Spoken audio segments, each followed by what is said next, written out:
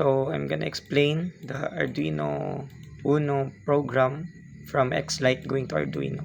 So kaning line nga define num LEDs 8 is ang purpose ani kay gina-define niya kung pila ang total number of LED channels being controlled, no? So which is 8 jud ka buok ang na-mention diri.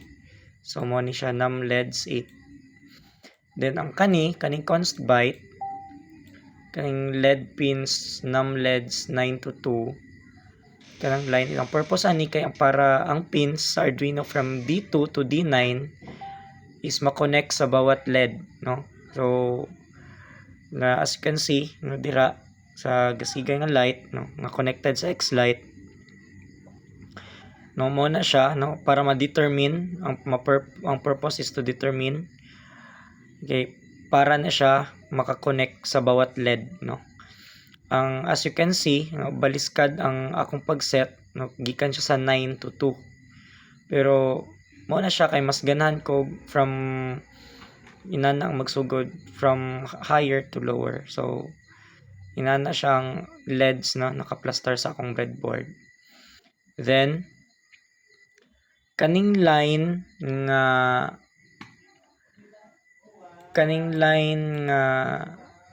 byte channel data num LEDs kani kay ang purpose ani, no, as you can see nagbuhat ko variable array nga channel data and gi-store nako siya sa data type nga byte, no. Ang purpose ani is para ma-store, no, ma-store ni siya.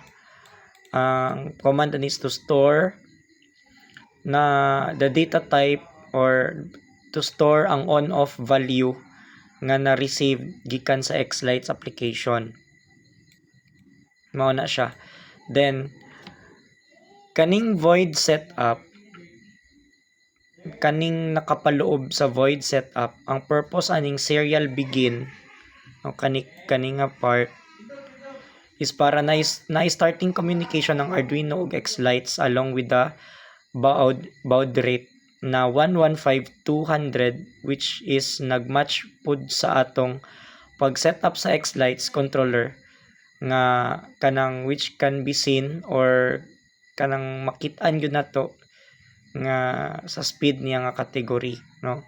And ang kaning pin mode LED pins output is para ma-set ang bawat LED pins as output, meaning ani na siya i-output either on or off, no. Ana na siya. Tapos kani ang digital write LED pins na low, ang purpose ani is para ma-set ang bawat LEDs as off, no, sa starting point. So para mabalaan gyud nga off gyud tanan LED sa starting point. Then kaning void loop ang purpose aning naman ni siya static byte nga ginabutang, no, or static byte state and static byte index.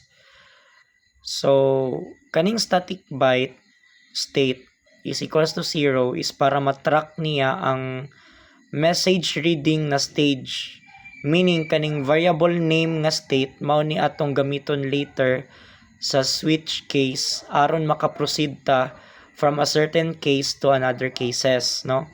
Og gigamitan nato ni og special instruction sa Arduino nga static, no, kani aron makip ang certain data even after pagkahuman nga ang loop maran og usab, no.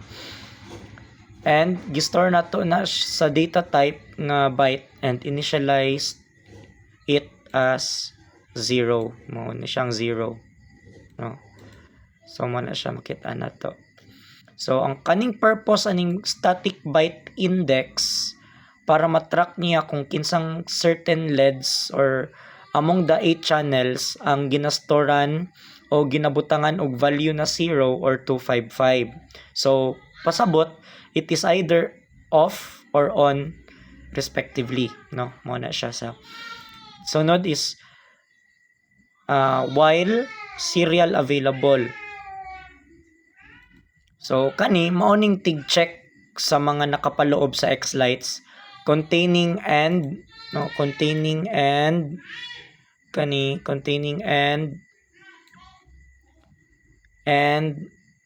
LED 1 to LED 8 greater or less than, no? So mo na siya. Ang purpose aning line na byte B kanina pod kay kani ang tig-read sa mga nakapaloob sa serial available kaning naa diri. Meaning if ever isa sa mga nakapaloob diri kay end asterisk LED 1 to LED 8 is ma-read niya, no, kung unsay nakapaloob, no. Gamit ang variable name nga B kani, then ang daloy sa code will go smoothly, no,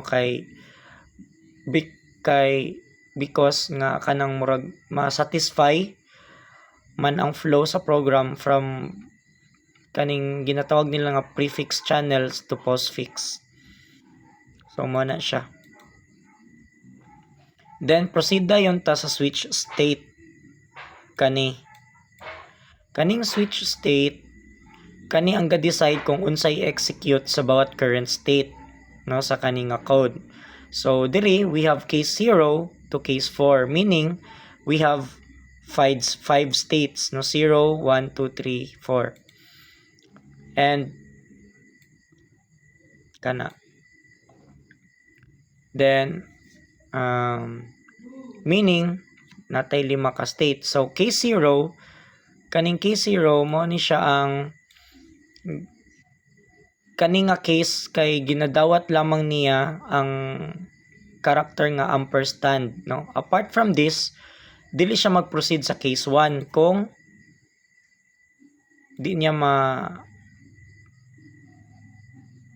dawat ang ampersand. One thing we have to know, as I've said earlier, kaning data nga atong ginakuhanan kay gikan ni tanan sa Xlights para nga ang application and ang ampersand is one nga isa sa mga prefix sa atong controller setup.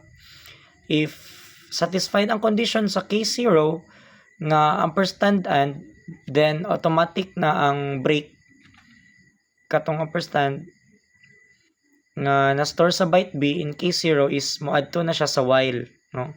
Containing na dayon na siya, dili na siya moadto. Containing na siya nga naa na diha ang ampersand asterisk LED 1 to LED 8. Then afterwards basahon sa serial read tong B containing the ampersand. And since satisfied man, no, ang result, so mag-proceed na dayon siya sa state 1. Karon kaning state 1, kaning nasa taas, kani case 1 or state 1 pareha na siya. So karon kaning case 1 or state 1 expected na sad ni nga katong another prefix na sad which is the asterisk ang atong pagdawaton nga gikan sa Xlights. And if dili asterisk ang nadawat, balik na sad ka sa case 0 or state 0, no, nga nasa diri nga part ang pag-reset sa index which is equal to 0 for the purpose na ma-reset ang LED containing na stored in the previous output, no. If ever man nga tama ang nadawat nga character asterisk, then it will automatically, no, automatic din siya nga break. Then katong asterisk nga na store sa byte B in case 1 sa case 1 or state 1, moadto dayon siya balik sa while serial available na containing na pod ang ampersand asterisk LED 1 to LED 8. Then afterwards basahon sa serial read tong B,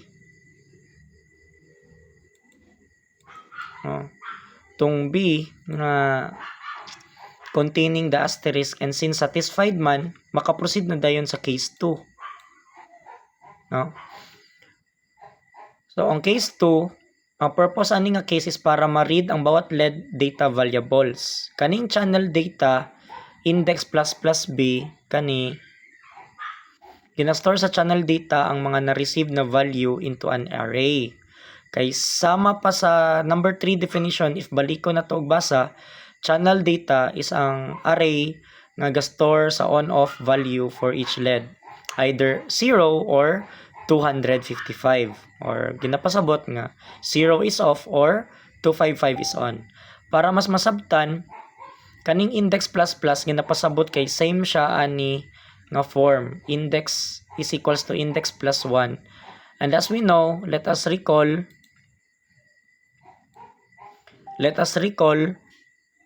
nga gina-initialize na to atong index as 0 in this line, static byte index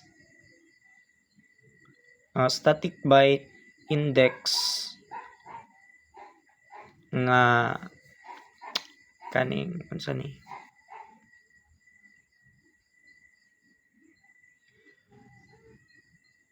static byte index na basta mo na siya nga pag-recall. Index is equals to, so index 0 plus 1 is equal to 1. Then proceed siya sa condition nga if index numLEDs state is equals to 3,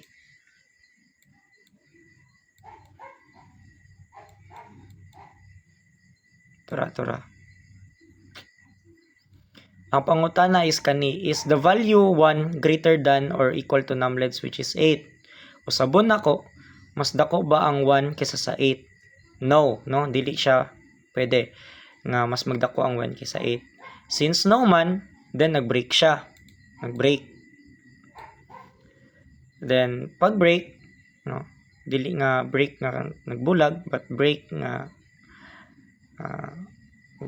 nasa code, so pag break niya, then i-add to na sad ang code sa while serial available. Balik na po siya diri. Then pagbalik na po niya dira, containing else, then nag-read dayon sa serial read. Balik na po siya diri. Ang value nga b, which is LED 1, then gi-store dito sa LED 1 ang index value, either 0 or 255.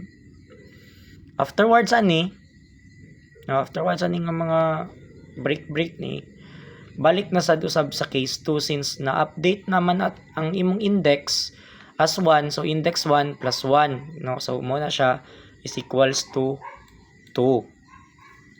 Then ang value na 2 is not greater than or equal to numLEDs nga 8, then nag-break siya, tapos add to na sad ang code sa while serial available. Balik na po siya diri.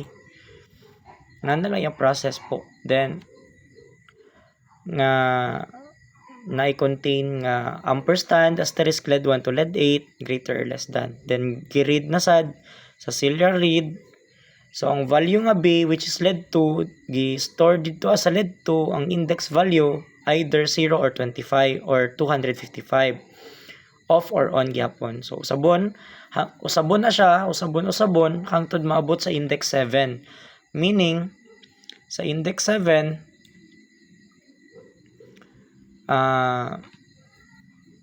na siya diri ang equal to 8. And we know nga ang condition na to is if index numLEDs state is equals to 3, meaning 8.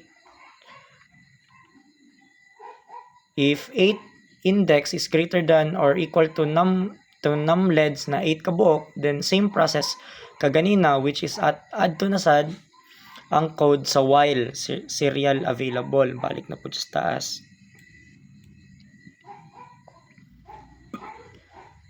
Nga contain ang ampersand asterisk LED 1 to LED 8. Then proceed na dayon sa state 3 or case 3. Then sa case 3 diri hulaton ra nato tong less than nga sign as one of the requirements of the postfix nga makita sa controller setup sa X lights. Then mag-break na pud siya kani, mag-break,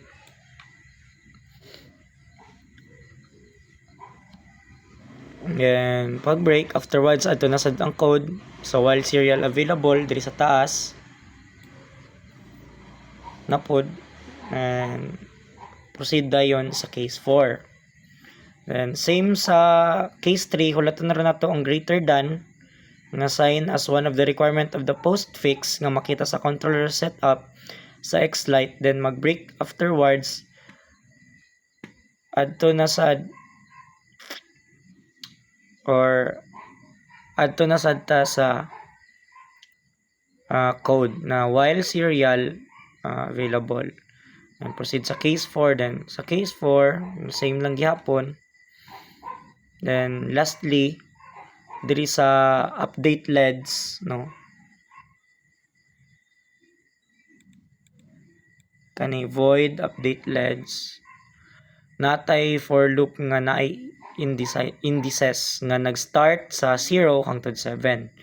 Example, ang nakapaloob sa channel data are values 255, 0 to 55, 0, 0, 0 to 55. Then ang condition nga nagaingon, if channel data I is greater than 0, digital write LED pins is high. Else, digital write LED pins is low. Magpasabot nga ang index 0 hangtod 7 is isa-isahon og execute, and habang ginabutang ang mga value 0 or 25 sa bawat index, kay ihatong i-output same example sa 2550 to 550000 to 55. Since nag-start man ta sa 0, meaning index 0, ang channel data ay value na to is 255, displaying an output of 2 on nga LED, no, displaying an output nga on nga LED. If ever ang I na to is nasa 4, gamit ang same nga example, then ang channel data I value na to is 4, no, wala siyang explanation. And meaning sa index 4 na kay output nga LED display, naga-display siya nga off ang LED. Mao na siya po.